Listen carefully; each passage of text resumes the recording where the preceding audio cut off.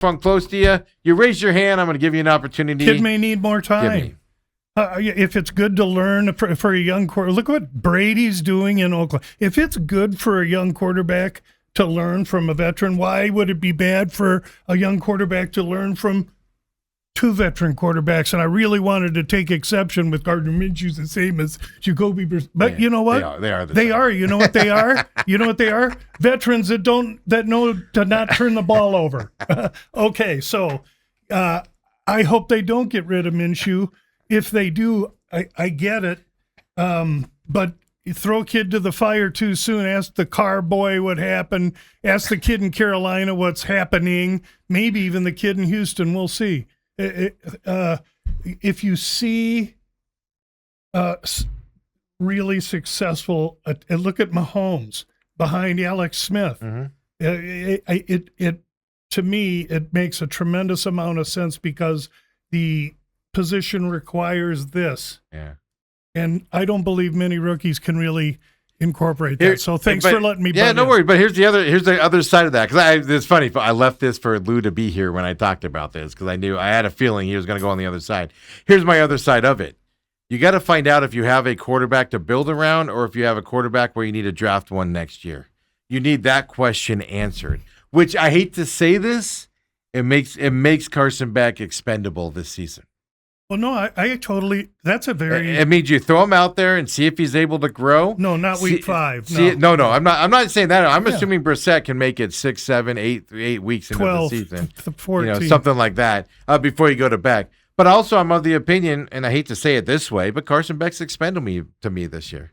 Throw him out there. Can he grow? Can he handle the beat up of an NFL quarterback and things of that to where you can build around him? Can he do it or not? That's what you got to find out, and that's why I'm that angle. Going from Brissett to Minshew, you're just spinning a wheel and going nowhere.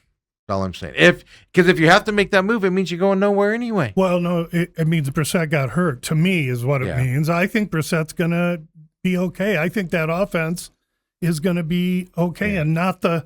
Absolutely. When people see the Cardinals, they see a team that's really poor defensively, but they're not giving the offense any credit, and it really it deserves a merit of credit. I like the new. I'm usually against new coaches in a situation like this. I think I like this kid, and I see sparks there. Yeah, I agree with you. I love LaFleur as a head coach. I'm not saying he's going to come in here and take him to the Super Bowl and be here for the next 20 years.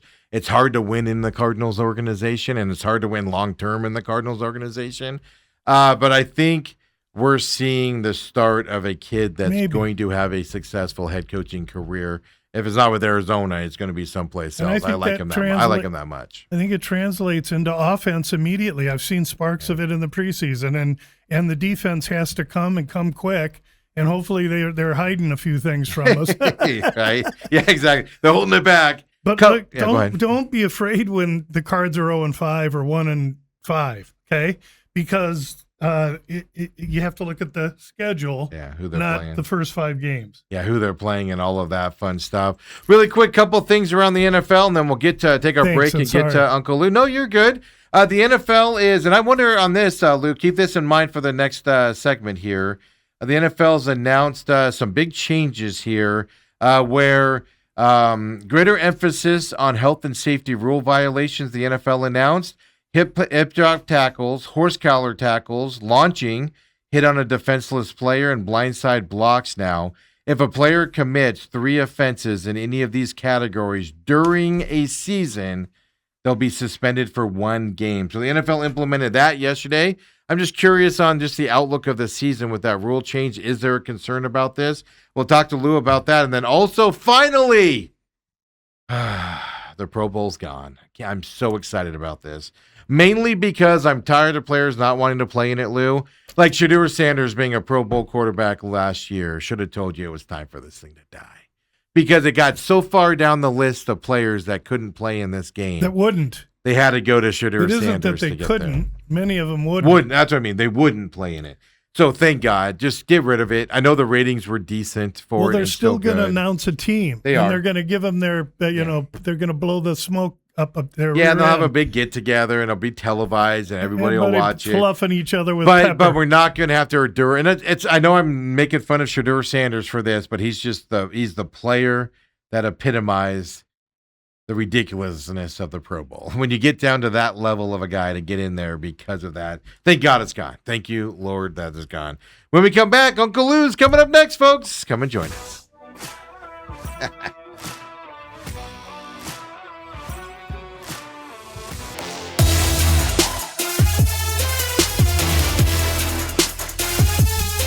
And we're back here. Uncle Lou joins us on Thursdays here on the program, 9 o'clock. Of course, you guys know him from Gamblu.com. He gets situated over there. I told him right before we came back, I said, lower your chair just a hit bit. Like this. I'm sorry. Oh, good. But, the camera's set up a little bit that we get to see all your papers that you bring in here, Lou, on a Thursday. I do use a computer for my lines and stuff. But I am old-fashioned dude, and I use papers and I use colored pens. Yeah, we usually don't. Old dude. We usually don't show off you show your individual papers, but we don't show the thickness that you bring in usually. So there it is. NFL schedules in here. I have my team by team. If I would say this, my briefcase is here. If somebody took that, I'd just go jump off a bridge. I'd be out of. Literally, I couldn't live. Lou, first of all, Thursday, Gamblu.com, VSIN, of course, contributor as well.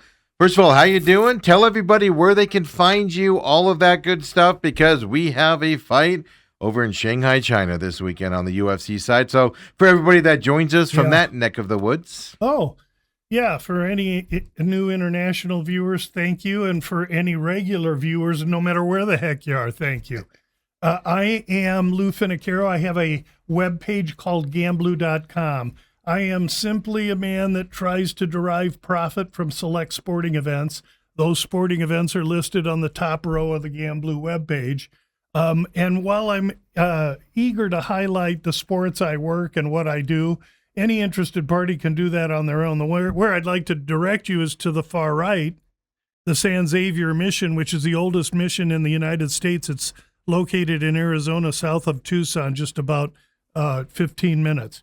And they're doing some really good work there. And I've been a big proponent of them since college. We try and direct contributions to them whenever we can, and we encourage others to consider doing the same thing. Winning gamblers got to give a little back, and this is a great place. There's a link right down there that Ethan's showing right now that you could go directly to the mission itself. You don't have to go through Uncle Louie or any of that kind of riffraff. It's all about them. And Steve allows me to mention that every week when I come on this show.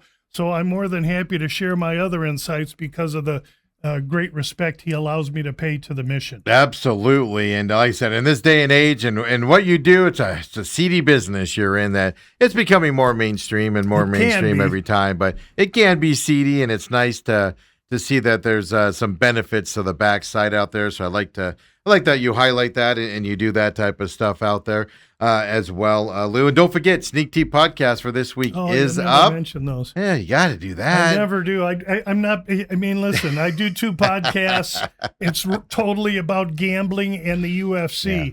The 250 or 280 people that tune into my podcast every week, and they're from all the places I think that we get listeners from here. First of all, thank you, but they're gambling on UFC events. Now, if you're good at that, I would think you would find my free advice worthy of consideration. If not, no big deal. For those that want it, it's there. And I never mention it because the mission's more important than the podcast. Yeah, and on this program, we're not like VSIN that you're on VSIN and it's just gamble, stuff like that. And here we have a little bit more fun. I like the insight, the background on the fighters, and more of the business side type of thing. But I do find your Sneak Tea especially insightful with the way you talk with your hidden stuff and just watching how the lines can move and stuff like that. And it's quick and easy. It's rough. If you're looking for Anik and Florian podcast, that's professionally done and polished, and it's not as bad as you make it sound. I'm telling you, you're like walking in the back of an Italian butcher, and so it's rough and tumble, but it's gambling and it's UFC. So And then about business. Now the fight's in China, which probably means that the weigh-ins are Thursday. Tonight. Yeah. Tonight sometime, because it's a 3 a.m. main card coming up this weekend. We'll talk UFC coming up here, of course, as well. We'll look back at last weekend. We'll talk some NFL, too, because we don't have a lot of UFC to talk about. Well, that's the problem this week with the China card, right? It's very regional. Especially for Phoenicians, Steve, it starts at midnight. Yeah. Till 3 is the prelims, a bunch of nuts. And then from 3 to 6 or 7 is the main card. Well, chances are Uncle Louie going to bet 1 or 2 of these late, and when I take my dog, I'll come back and check results. Exactly. So it's a time of a deal, but we do got to talk last weekend. But first, right, NFL. Yeah. Last weekend of preseason is upon us here. Yes, we're seeing great. We're seeing signing. Yeah, and then there's roughly a 10-day break. I know it differs depending on their team and stuff to that effect, but we'll just call it for simplicity's sake a 10-day break before the regular season begins here as well. And, we talk to you all the time, Lou, about, preseason, you pay attention to the injuries. Like you've been all over the Chargers losing their center here for the season. I saw that on Twitter with you talking about that loss for them. We're seeing some additional signings here that guys already in camp, stuff to that effect here as well. So, going into this weekend of football, are you waiting for these games to end and then you're just in regular season mode at that point? Because cuts are Sunday is what I'm getting at. Mm-hmm. And then are you in regular season mode at that point, or is there still a delay because of the time frame difference leading up to the first games of the season? No, I became involved in regular season mode a week or two ago when I tracked the first set of lines. You can't see that. I tracked them when they came out in April, and then I tracked them again August 1, right before camps open. I want to know what the number opened at when Aesop was putting out numbers and knuckleballs were betting the NFL in April. I want to know what those numbers were, and then I check them with what they were right before the preseason starts. And now I'll check them again once week 3 is over and see how that all looks compared to the notes that I have on each team, what I've seen myself, which really I think helps a lot. I just haven't watched the hours that I normally have, but I've seen quite a bit, and seeing helps. I think it has to be part of my handicapping anyway. So I'm real ready. I think I have pretty much the teams that I'm positive on diagnosed, and a week from now I was going to go to Vegas and make all those positions. I'm still going to do that in a week, but I'm going to have to do it in other capacities. Change it around a little bit because I'm traveling. Yeah. I have another trip that came up. So, but right now I'm ready to go. I have strong general thoughts on many teams. I've already bet and told people about Seattle under 10.5. I'm high on Baltimore under the 11.5, and I'm also high on Kansas City under the 10.5. Those 3, I would say, are the Rock of Gibraltar 3 unders that I have so far this year. Those are the ones that I have publicized and shared with anyone that would put a microphone in front of my face. So I'm consistent. Those are the ones we'll live with. And in a week, when I come on Thursday, then we will have had the first game the night before. So at that point in time, and you're still able. That'll be in 2 weeks. The season starts on the 9th. So next week there'll be no games, and then the week after. Oh, that's right. It's after the Labor Day weekend. Yes, a little bit later this year. So 9th, 10th, so and then I won't the 11th, have the over next. Yeah, I may give it out before I actually even or when I play it, or just after I do, because by then there won't be anything happening between Thursday and Wednesday when they drop the puck on the first game of the season. Except for college football, which a lot of people will be dumping money into. And how do you bet that? This weekend you got North Carolina and TCU over in Dublin. I don't care what you got and where. I don't know how you handicap the musical chairs they've been playing, and I think college handicappers have that frustration as well. I've talked to a few guys that work just college, and they're like, they can't find time for anything else. Yeah, you're absolutely right for the musical side. Quick question for you, and I'm not expecting you to answer this in terms of, because I don't think it's going to affect your overall view, but a good defensive player, for instance, gets close to this level, suspensions of games coming up and stuff like that. I talked about it at the end of that hour there. Beginning this season, the NFL came out, and they're going to place greater emphasis on 5 player health and safety rules violations. Hip drop tackles, which injuries happen for that a lot over the last several years. Horse collar tackles, launching, hit on a defensive player, and blindside block hits there. If you commit 3 offenses in any of these categories during a season, automatic suspension for 1 game moving forward. If you commit 1 violation, 50%, and then at the end of the season, they get fined back and stuff like that. Let's just phrase it that way. But a player's got 2 of these penalties against him, later in the season, and things like that, going up into a big matchup. Is that going to change any of your handicapping, that he could end up being suspended for a game, or he does get suspended for a game? Is that enough for a defensive player to affect handicapping at any point during the season that you foresee? To be alarmed at this after a player has 2 infractions and when he has his 3rd is 2 months too late. One must understand where this is all going. And this is simply litigation. Mm-hmm. This is the NFL saying, hey, look, right before the 2026 season, we handed out this set of rules as here's how we are trying to discourage injuries in our game. They are a meat grinder, the NFL. They care not for the players. However, they care about money, and so their attorneys and the attorneys for the players who are suing them because they can't talk or eat soup when they're 50 are in court battles. This is all about litigation. And the NFL evolution, does it affect my betting? Kinda, but it does both ways because it's blind in how terrible it is. It happens to both sides at any time. Mm-hmm. So it's like the coin flip. You live with it. But make no mistake about it, there's a reason the NFL is investing millions in flag football. There's a reason flag football's in the Olympics. There's a reason all these kids in high school playing 7-on-7. Eventually, that's what it's going to be. I'm just telling you, the NFL, like I knew it, is not here anymore. And my days of handicapping it are really numbered. A couple years, because I can see what's happening. Do I want to rant and rave and criticize it? No, because it's impending. The attorneys are going to run it, and so I'm just going to realize and try and get out ahead.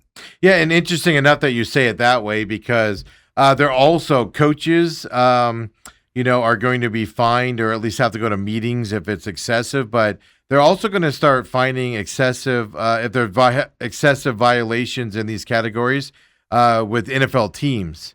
So you could have, let's say, 12 players following these infractions. They deem it excessive. They're going after the teams now for excessive fines. Obviously trying to squash these plays and stuff to that effect. It's more proof that they got, hey, I did everything I could to prevent this. What do you want?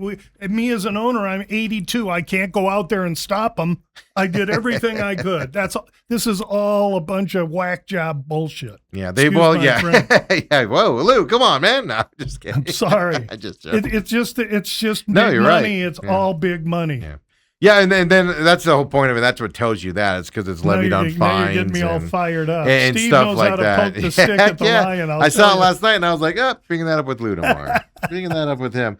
The other side of it is you're giving. That also tells me that refs are being told those are more of an emphasis than normal going into the season, which means you're going to have flags that are going to affect games, particularly later in games, because they're being told to flag those probably going into it.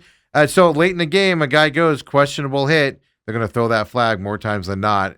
15-yard penalty, ejections, whatever's going to happen. He said you're going to have flags affect games. No, you're going to have more flags affect games. Well, okay. Because there already are flags that affect games. Now you're going to have more.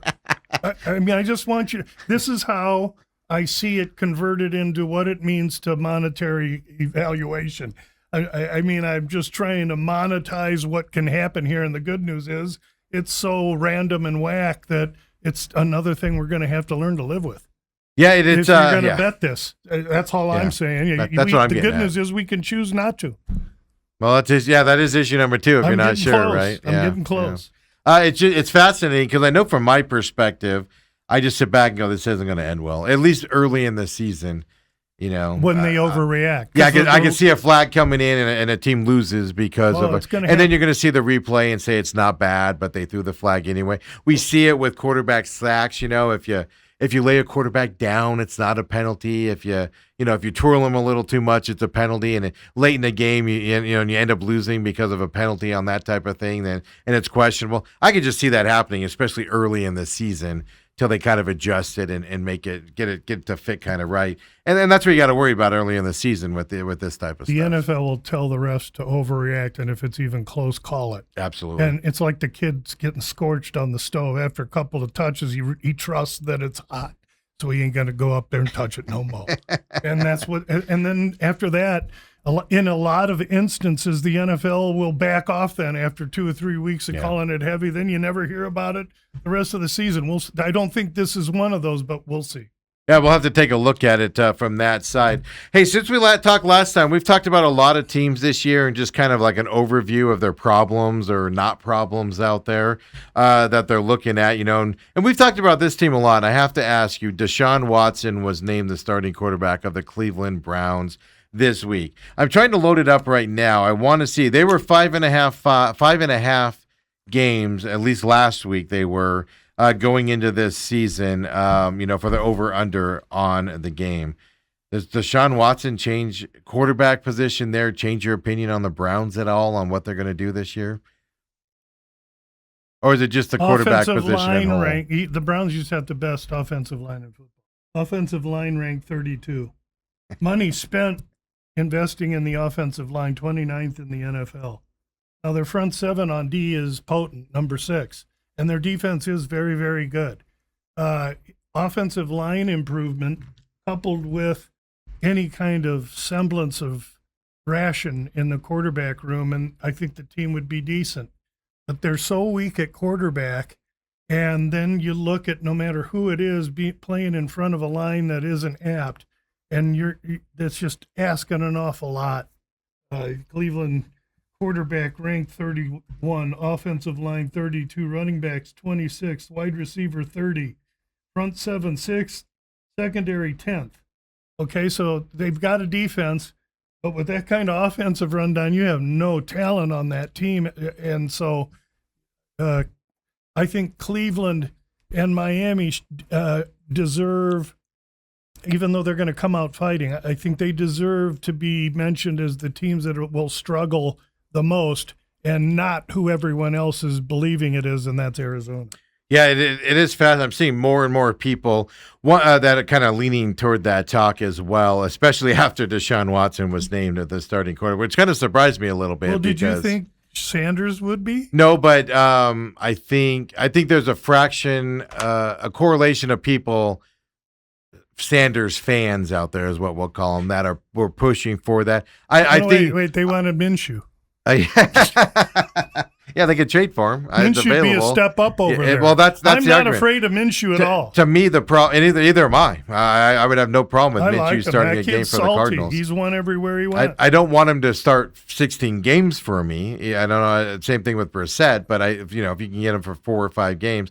But I don't think, for me with Cleveland, whether it's Sanders or whether it's Deshaun Watson, it doesn't matter. They're going to be running for their life back there. It's one of two. Oh, it's one of two back there. The difference is I don't think Shedeur Sanders will quit on the team, and I think Deshaun Watson will quit on the team if he gets too much abuse and things to that effect. Not on the team, on the fan. And it's just his mentality. So that would be the only difference. Other than that, it doesn't really matter to me. I know you've talked about this team a lot, and I just wanted to – it was a few weeks ago we talked about them. Go AFC West here with the Denver Broncos.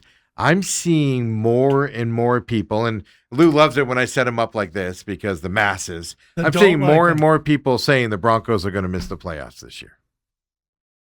So I just wanted you to rehash kind of old school ringtone there. That's the hotline. That's actually the War Department. I usually answer those calls. Uh-oh, that means something hot's happening. Who knows? The Denver Broncos, I just wanted you to just let everybody know again kind of your stance on the Broncos in that division. I know we talked about it, I think it was a couple weeks ago there, but I am seeing a lot of more people saying they're going to be outside these playoffs coming up.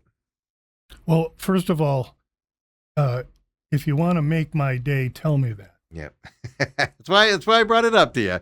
I'm shocked because the Broncos defense alone, I think, gets them into the playoffs, in my opinion. Forget about anything on the offensive side. Offensive line rank 1. Offensive money spent offensive line ranked in the NFL 2. Well, now wait a minute. Now we just talked about teams and how I value offensive lines and that they didn't have any. Am I going to tell you now that I doubt a team that's got the toughest offensive line that was in the playoffs last year? They lost because their quarterback got hurt, who's returning. Their starting running back in Dobbins got dinged up, but you know what? They brought in a rookie named Coleman, and they also have this other running back, Harvey, that got some juice. I think this is a team I love, and they're totally getting undervalued. And the fact that Kansas City's 10.5 and Denver's 9.5, I'll say it right now, that's wrong. Those need to be the other way around. So am I running to bet Denver over 9.5 wins? Not today, I'm not. In a week, I may have already. But I do like Denver, and there's other ways to bet them instead of just totals. You can bet them to win the division because they're third ranked behind the Chargers and Kansas City. Kansas City, I totally believe, is a myth based on offensive line, a quarterback coming off a knee who was regressing last year already. So I'm really bullish on Sean Payton. He loves the young quarterback. The young quarterback is a scrapper, and that defense is nasty. And I can't. I mean, let me just. They get +3 net rest, which is 8th best in the NFL. Couple that with an easy schedule and a lot of rest, already I'm buying in, okay? Last year, they were 11-2 in one-score games, so that's liable to regress. So people may be looking at that, no, okay, but 500 in one-score games ain't going to kill them. Health luck, they were 8th of 32 on defense, so they were the 3rd best on health. Trailed 7 games at halftime, and they were 5-2. To me, that's coaching, quarterback, and team maturity. I like everything I'm reading so far. Last year, 30th in penalties. Meaning least amount of penalties, yes, right? Okay. 30th in penalties, yes, least amount of penalties.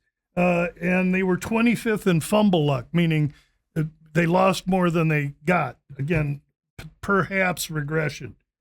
At the end of the day, I think the quarterback improves if he's had enough time, and they'll probably run heavy early and often anyway. But that's a 3-way. That isn't Kansas City, the Chargers, and Denver. That's Denver and then the Chargers and then Kansas City as I handicap. But with an improving, I want to say Oakland, Las Vegas Raiders that could throw a monkey wrench into one or two of those teams. Well, I mean, for the Raiders' perspective, because I wanted to ask you on that. I mean, Ashton Gentry, their running back, went down this week. Ankle. It ended up being an ankle on that side. So obviously, it gives you a lot of relief from that from that perspective. I don't think we've heard how long he'll actually be out here and things like that. But how much does a running back affect handicapping? Like a quarterback is the biggest deal if you're without your starting quarterback. Does a running back affect the lines or how you view a game at all? Does it depend on their backup, things to that effect? Almost everyone. Quarterbacks are the most effective to the line, center for me. After that, it depends who it is and how they're reliant. So if a running back goes down, isn't a big deal to me. Who's the backup? Well, they happen to have a rook that they like quite a bit. They do. But they don't want to have to rely on him. So Gentry only having an ankle is huge news. And if you looked at Gentry, when he came out of college, he was lightning fast, quick as lightning, evasive. You look at him now, he's a bowling ball because he's had to put on all the girth to be able to be durable for a full NFL season. You know what that costs him? It doesn't cost him time. He's getting paid for it. It costs him his explosiveness and his speed. and that will wane, and that's why a rookie, we see running backs, you see these young running backs, they just look faster. You know why? Because they are. And then they get dinged up, and they learn that in order to get through 17 games, they got to bulk up, and that's when they go the other way. My next question, my final question on the NFL side is about, I'm using one team as an example here. I'm going to say Detroit Lions.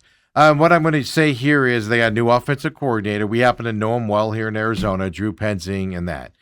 But we can go to Green Bay on this as well because Jonathan Gannon is the Green Bay defensive coordinator for the Green Bay Packers. My point on this question is one, as a caveat, I don't think highly of either of these gentlemen in their respective positions. With what they did here in Arizona, I don't think they're successful coaches.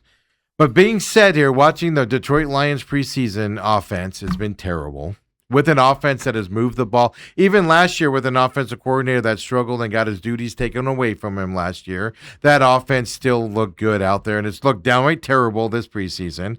And then you can stretch it to Green Bay's defense, not looking good in preseason as well. I guess my question here is, when you got new coordinators, I look at that at least when I'm looking at a team as a negative impact, kind of like Seattle losing their offensive coordinator this year. It's going to affect them negatively. And then when you see the offensive coordinator, defensive coordinator struggle in preseason, does it add, or do you just have to wash it out and just go with what you know about the team and those guys? Yeah, I really track coordinator changes, but in this case, and this is a rare thing to say, even though Penzing is the first year guy coming in, he might be better than Campbell, who was the head coach trying to do the job last year. So I value that last. Lions, easiest strength of schedule in the NFL. Lions +1 net rest. So, like, I'm worried about net rest and everything with the other teams. Maybe not so. Look at the luck they had last year. They had the 10th most difficult schedule last year. Now they got the easiest. They were 32nd in fumble luck, meaning they had nothing positive in fumbles. They were the worst in the league. Meaning they turned it over. Obtaining fumbles. Okay, obtaining it. Okay. They were the second most injured team. They were 30th in field goal luck, meaning they were the 30th most effective team out of 32. 30th net penalty. 3-5 one-score games. All of those are mentioned because those are liable to regress to either the mean or the other way. And so for all those reasons, you see a lot of people in love with Detroit thinking they're just going to roll. But you got a team in Minnesota that isn't going to lay down good defense, at least last year, and they haven't changed much this year. Mm-hmm. Then you got a Chicago team that's believing and went all the way to the NFC Championship game, and let's not forget Green Bay. So that I see that division like the NFC, like the AFC North, where all those teams are bunched together to me. I see Detroit, Chicago, and Minnesota here, maybe Green Bay a half a notch below, and maybe Minnesota and Green Bay toggle. I don't know. But I believe Chicago and Detroit will be there at the end. I have real questions about Chicago's defense, but that damn coach there, he's pretty good, and I have to. Ben Johnson. I'm going to watch him more before I jump in. Either way, I respect him, and it's just I'm putting him kind of on the same after 1 year, close to the same pedestal I put the kid in San Francisco on. I agree with you on Ben Johnson. I oftentimes worry about the second year, right? He goes in there and has a good first season, and then it's like, all right, now what's the encore? Does everybody have an ego? Do you take your foot off the pedal? I don't think the head coach is. Have you read anything about how that quarterback came back to camp? I've heard mixed. He's a polarizing guy, so it's hard to get the proper information out. Well, no, that's all over the newspapers. Yeah. The guy came back early, came back ripped. He's the first one there, the last one to leave. I mean, I don't know if he and his coach are making out in the office, but they're sure spending lots of time together. Yeah, and then when he gets out on the field, that's where you get the mixed side of it. But he's a polarizing guy, and it's hard to get training camp stuff. You see clips, and so you're not there, so you don't see all that stuff. So I'm looking forward to the regular season to come, and Bears are one I'm going to reserve on here for the first few weeks to see. But you mentioned a good point, and that is if at this point in time I acknowledge And I want to come right out and say that all of this that I've tracked and everything doesn't mean I know anything about what's going on in the NFL. Steve was alluding to it. To think that any of us know what they're really thinking inside an NFL, a multi-billion now dollar organization, what they're thinking and how they're going to think that anyone on the outside of the doors knows anything outside of speculation is absolute hogwash. I know I don't know anything, okay? The opportunity for me is that there's a bunch of people out there that think they really know something. And so I'm going to sit back, and we got 10 days. We're going to let them start betting these early games. And we're just going to find games that are off balance, because the off balance games mean that everybody's on one side and really not many are on the other side, and everybody is wrong. And I would build my foundation to my house on that statement in the NFL, or for that matter, anything. Or as Socrates says, if you want to be wrong, follow the masses. There it is right there. I'm a pure contrarian bettor, and week one, I will do very little handicapping other than to say, okay, book, which one you most offsides on? Yeah. Oh, they're all betting team yellow, and I got nothing on green. Give me the green. Next, black or blue. Same thing. Yeah. That's how it is. That's how I do it. I was thinking yesterday and the day before, I was thinking about this first game right down in Australia, the Rams and the Niners. And I was just sitting there thinking, kind of to your point you were just saying, and I'm like, I don't even know how to bet that game. Two reasons why. One, first game of the year, division rivals, and then you're in Australia on top of it. So you have to travel down there, big distraction, and all that stuff. 10 days week, early. And one's going the day before. Yeah. And I'm sitting back going, that's going to be a game that everybody is going to want to bet because NFL football's back. Yes. And I'm just sitting there going, you have no idea. I have no idea what's going to happen in this game. Well, at least you're honest. Because neither do I. And I guarantee you I put more hours chasing my tail studying this BS. You have so far, yes, exactly. Yeah, and you always will. But I'm starting to delve into it now. Doesn't mean I know anything. Yeah, but I was just sitting there going, man, the amount of people that are just going to lay down big sums of money on this when there's just so many unknowns. Going in first week one is unknown anyway, but... There'll be college football before those games, and so you've got games now, and so they're just they can't wait and chasing the losses. There's 18 weeks of games ahead of you. We don't have to blow our. It's like the guys who go to Vegas and say, "Yeah, we'll get a good night's sleep and we'll start our week."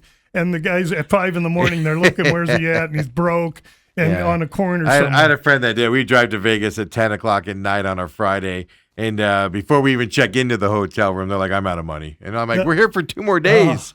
What are you going to do? The First National Bank of Steve. It just used to always crack me up. Be like, all right, well, you have fun doing what you're doing. We're going to be out having some fun out there. Eat hamburgers and gamble.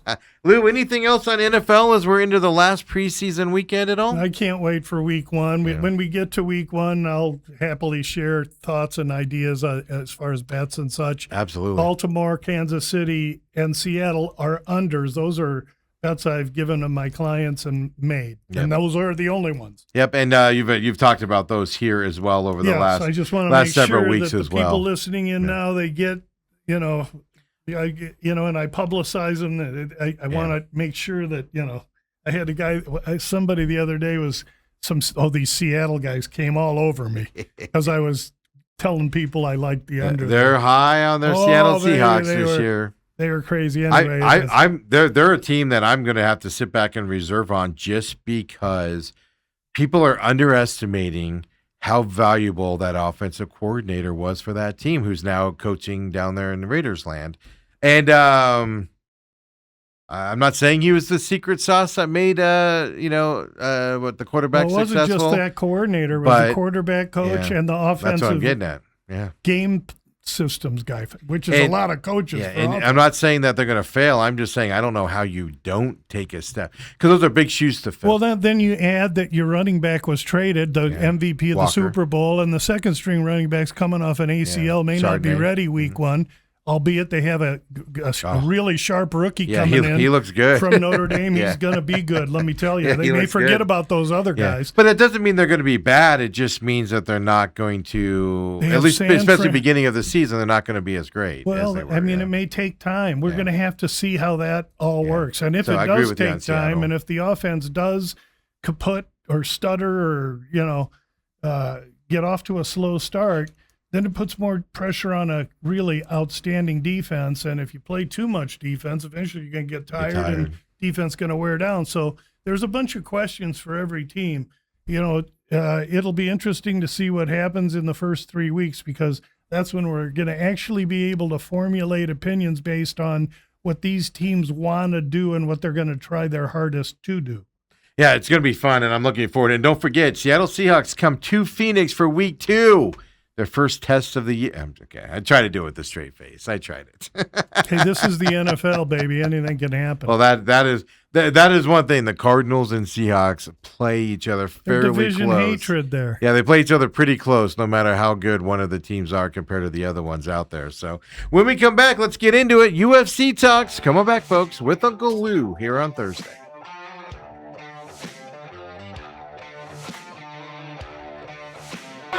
And we're back here, main event on Thursday with Uncle Lou, as always, here on this Thursday, 9 a.m. Join us live on YouTube. We're here 8 to 10 a.m.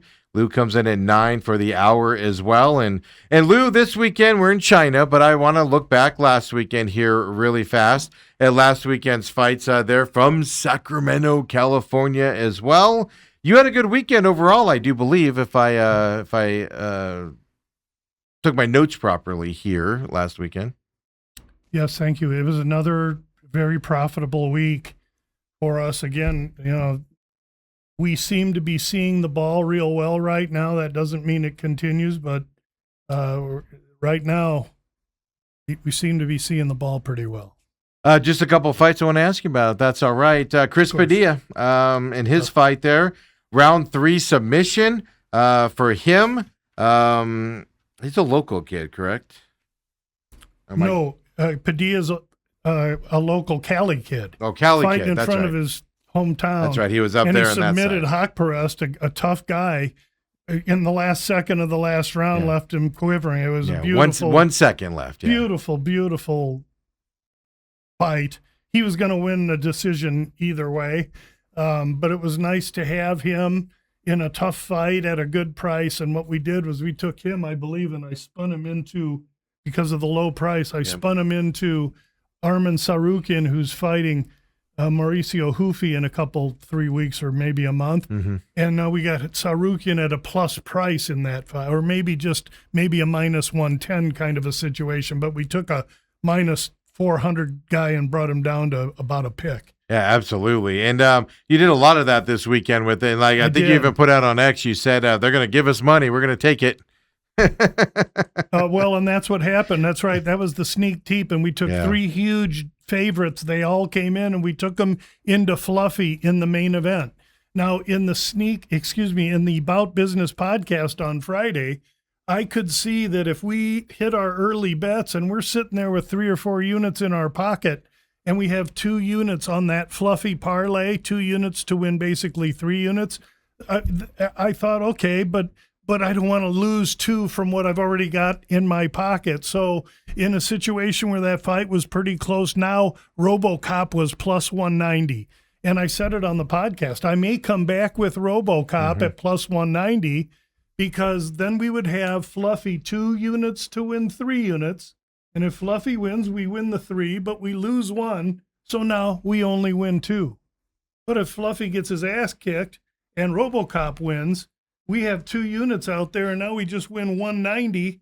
Well, now we get our bet. We can bet a dime for 2 units. I said, keep an eye out for that, because if I decide to do that, it'll go out on Twitter. And it went out on Twitter, and some guys reacted to it. So you have to be involved in making money and being profitable. But if you do that, you'll get every message up front before the event happens, by the way, if you follow me on UFC. Yeah, absolutely. That's true. We didn't plug that today. Gamblu, at Gamblu there on X as well, for you to see that. Before we talk about that main card, I just want to get your opinion on Anthony Wint. Obviously, huge favorite, and I think it ended up being 1,100 favorite going into this fight. Everything, round 1 submission for him, 4:29 left. Kind of a, I'm going to say it's let up fight here, but he's going to get harder competition. Yeah. My question is, Is he going to get hurt at competition? Because he looks dang good out there. I think we'll see. I mean, they've given him 2 layups. They like him. You can tell when they like a guy. And if you just watch The Contender, there was a young black man, I forget his name, but he's a 170-pound powder keg. This dude's bad hombre, and he's gone right into the UFC. But unfortunately for him, it might take him a while to fight because I don't think anyone's going to want to fight this kid. He's got great wrestling, strong hands, very aggressive, confident as he can be. I mean, Murphy or Murtry or some name like that. I was so impressed with. Anyway, the UFC is going to pay and encourage and incentivize fighters that sell out for violence. So if you're a cautious wrestler and you control your opponent, land a little ground and pound, you're going to get shoved aside and given tough fights because that's not what they want to see. But if you go out there, bite down on your mouthpiece, and you're nothing but a Tasmanian devil, and you knock people out, they're going to rise you to the highest tier in UFC pay, exposure, et cetera, et cetera. You see it with Hokett. You see it with this kid from Contender, and you saw it last week. Yeah, I mean, he's a big dude. Like, he's strong, he's violent, he's aggressive. That's his muscles exactly have what muscles. His muscles have muscles. But you're right. Now, that other kid came to fight. No, that he other didn't. kid threw and tried. And I actually landed a couple punches that I was impressed with. Yeah, things like I just when I see a fighter like that, I go, I don't, and because I'm familiar with a lot of the big heavyweight, and I'm like, all right, which heavyweight guy is going to be able to compete with this guy and want to take this fight in that type of a situation? What we'll see is wrestling. Yeah. A guy that can clasp him, get his back, trip him, get him down, get on top, and then we'll see what he's got. Yeah, because it's just sometimes it's very not very often, but every once in a while these new fighters the question you should have is how long will it be for the UFC to give him that kind of a wrestling or a jiu-jitsu guy? Yeah, that's the question. Because I mean, it is spectacular watching him go in and do what he does. There's no doubt about it the way it is now. But you also want to see him get challenged at some point.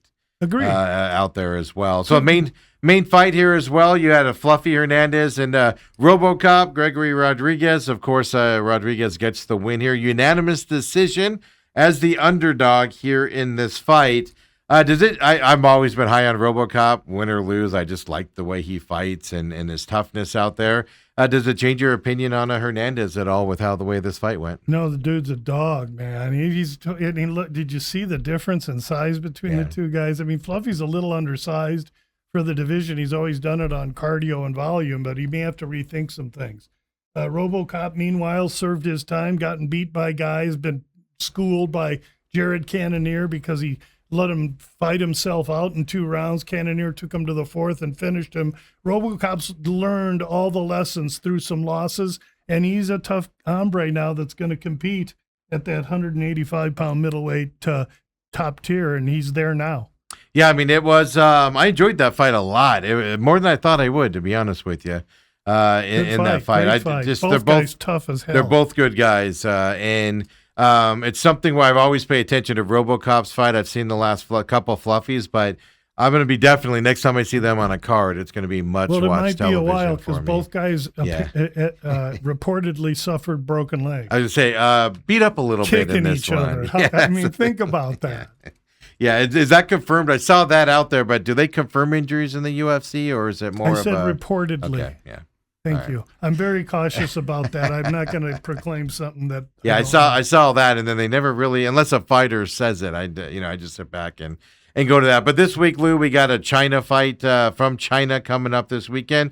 2 a.m. our time is the main card, which, midnight or so would be the undercard. In this one, when you get to these regional fights here in China, they're trying to build up that market. And I don't know what's happening in this one, Lou. So prelims, anything to watch that you know of coming into this fight, Lou?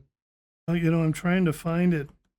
They have listed, just to warn you, they have, if you go to the UFC fight, they have the Road to UFC, which is on Friday night. They have that fight listed on there. So you got to pay attention to get to that. I'm just going to go from my sheet. Yep, Saturday fight. So so the Saturday stuff There's one pro fight, Flowers and Mahashate. Yeah. I'm not even tracking it. I'm not tracking Saturday. That's the Friday night fights that are out there. Yeah. The only reason I'm tracking the undercard to this fight card is because if there's something that's substantial and change, I will report it in the sneak teep. I would have reported it in the sneak teep, which was last week.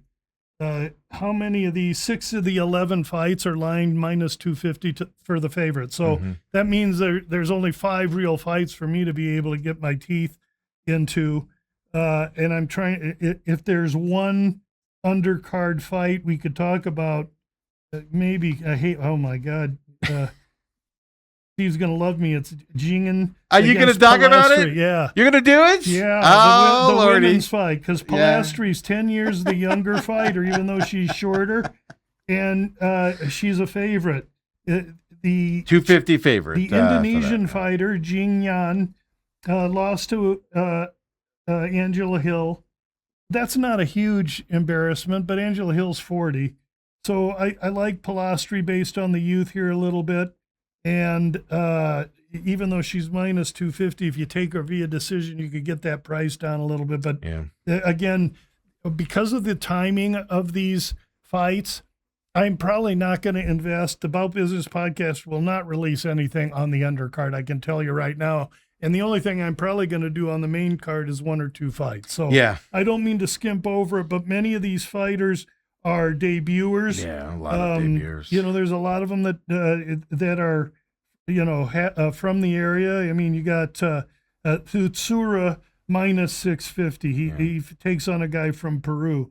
So you have all kinds of mismatch kinds of. The only one I see here, I mean, an Australian and a U.S. fighter here, featherweight bout that's almost fairly close to a pick'em. Is Jack that an Jenkins. undercard fight? That's what they have it listed here. That's what I was wondering if it maybe moved up. Jack Jenkins and Sean Woodson. That's actually a good fight, and that one you're right. I have Woodson minus 150. Is that what 155 right now for him? Yeah. And what's the total in that? 3.5, 2.5? 2.5 minus 165 to the over. Yeah, I think this is going to be a good competitive fight. Woodson's 7 inches taller. So Jenkins is short, squat, power guy, can wrestle, and he's an Aussie. So he travels a little bit. Woodson travels well more at 34, 6'2", long, lean, lanky, 11-inch reach advantage. So if he can keep it on the feet, kicking and striking, he's going to have advantage. But if Jenkins could get in on him and get him down, I think he's got a really good opportunity. And Jenkins is an underdog here. Sometimes Woodson can be frail, and I think there's enough dog in Jenkins to take. And Jenkins is desperate. I think there's enough dog in Jenkins to take him late. I lean to Jenkins here as an underdog. Yeah, right now he's plus 130, and we use DraftKings here on Thursday morning for those of you catching us at another time out there as well for Jenkins. On that, that's the closest prelim fight kind of odds that you see out there from that side. Then you get to the main event, and you're getting more of those, a lot of black pictures out there, shadow pictures there, which either means late fighters added in or new fighters coming into this deal. It's some of those road to the UFC, and then they bring them in. What actually happens is some of those fights are taped, and the results is already known because the real fighters who won have been off a week waiting to fight on Saturday. But the Friday thing they show is taped, and if you don't want to, if you want to know, you can find out. Obviously, you can't bet them after the result. I don't think that. I mean, they were born at night, but not last night. So it's that hanky panky. So I don't pay attention to it. You got to be in the UFC, have a couple fights in order to catch my attention. Absolutely. So I tell you what, on the lower part of the main card here, any fights that you said you only got a few, a couple you're looking at. High, but I got 3 to talk about. The first one is Perez and Su Mudaerji. That is a rematch from 5-6 months ago, where they were having a fight also in China somewhere, Muerji's backyard. And Perez, the shorter guy with a more well-rounded skill sets, working and pressing forward to try and get in, and Sue kicked him dead smack in the loin, and the fight was stopped. And so now they've let everybody recover.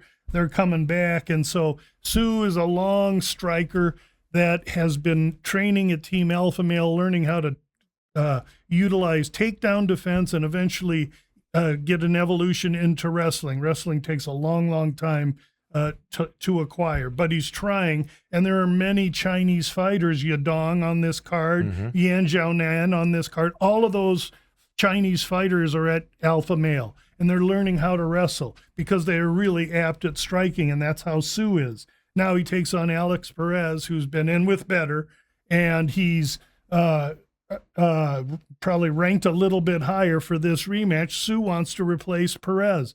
Perez, 34, Sue 30, so it's not that big an age difference. Perez just hasn't been overly active. So in the first fight, Sue was probably winning when the kick occurred in the second round, I want to say. Now in this fight, Perez going to China again. This fight, what's the total here? 2.5? 2.5, and it's minus 105 to the over, minus 125 to the under. Yeah, because Perez had better finish Sue, because if it's a close fight, it's going to be home cooking. So yeah. Tough one for Perez. Sue opens minus 170. Now he's minus 218. Now he's minus 218. So competitive fight, rematch, should be interesting. Probably lean to Sue decision unless I have some reason to think that Perez can get it done. Now, because the other fighter is local and Perez, traveling obviously over there and things to that effect, weigh-in's important on this at all? Well, no, because Sue will get there. He trains in California, Team Alpha Male, so he's got to travel too. The thing is, he traveled 10 days ago. That's what I'm getting at. He traveled home, right? Stuff. Yeah. He traveled home, whereas Perez has to go and stay in a hotel. That's right. It's a little different for Perez. So, you can the travel isn't the aspect, but Perez's weight cut will be of interest because Perez has missed weight before. Interesting on that perspective. What's the next one you got for us here? We'll go to co-main event where we have Denise Gomez against Yan Xiaonan. Yan Xiaonan, 37 years old, 11 years older. We haven't seen her since 4 of 25 in a loss against a grappler, Verna Jandiroba. Now she gets this little short, compact power puncher and Gomez. I'm not sure the name. Yan Xiaonan opens minus 210, and she's the Chinese fighter. Now she's minus 142. 142. So money's come in on Gomez, and you know what? That 11 years younger is a huge, huge factor here. Yan Xiaonan, yes, she's Chinese, but been off so long. This Gomez could just be a half a step and a half a quick too much for Yan Xiaonan here. I may have to, I hate to be the last one in on the dog, when the money's going that way. Probably wait and watch weigh-in, see what goes on, see where the prices are. But I do think I lean a little bit to Gomez, the Brazilian fighter. And it's plus 120 right now, but over under 2.5 on this, minus 298 to the over. So they're saying decision here. So, you could get a little bit. If it's a close decision, obviously, you got to kind of think about that. Fight does not go the distance, plus 185. Why do I know that? Why do you know that, Lou? Pick up on that if you would, folks. And then you got the main card here, the main event of the main card, if I can speak. Bantamweight bout here between Umar Nurmagomedov and Song Yadong here as well. And Song Yadong I've seen a few times fight, and I haven't been too impressed with him on that. He's a big underdog coming into this. He's chiseled, he's fast, he's willing, he's tough, he's focused, he's dedicated, great hands, tough as he can be, good jiu-jitsu, wrestling evolving. He's a legitimate top 6 guy in the division without question, though. When he gets to an O'Malley or a Nurmagomedov, it gets tough. And you got Dvalishvili and Yan in there too. I mean, it's a wrecking crew. But Song Yadong belongs. If I can play the tongue twister. Yeah, he just beat Figueiredo, I think, last time he fought. Yeah, he beat the brakes off Figueiredo. And then Nurmagomedov, Song's opponent, fought Figueiredo to a decision. And so everybody thinks Umar is, not all that. And this fight's probably going to be a decision because that's how much respect I have for Yadong. But I don't care where they hold this fight. Umar, his wrestling, I think, is just too much here. and he's going to take Yadong down. He's going to be able to keep him down. He's just going to have to rain enough damage on him in order to be able to win this fight convincingly. Okay. He's a 600 favorite right now. Yeah, that doesn't reflect Yadong's capability, and so I could see myself, especially if I think it's going to decision, maybe looking at the points with Yadong if they were 7.5, maybe plus 5.5 right now. Yeah, I know they're 5.5. Yeah. That makes it a little tougher, but we'll see how things change in the next few days. But it's tough betting fights when one guy's -6 and the other guy's +5. Right. And it's just, I'll have to pay attention to Song Yadong. It's just, I mean, I'm not saying he's not capable. I'm just saying that his last couple of fights, I just haven't been like, this is somebody that's a powerhouse and be paying attention. He's very. I don't know. You might have to pay attention. I believe he's top 6 in a really killer weight class. Over under on the main event here is over 4.5 -220 to the over as well. But you're saying probably going to be a more of a wrestling match than a striking match, most likely. I'm not. Could Umar get him out of there with a submission? Maybe. And I'm sure he's going to try, but I see a decision, and I see Umar getting his hand raised. All right, perfect. I can't get more specific. So we're from the Pudong district over in China. Oriental Sports Center is where this is at. 3 a.m. is the main card this weekend, which means you guys stay up, folks, if you want to watch the prelims here as well for Saturday's fight. There is a UFC fight on Friday night, just so you guys know out there as well.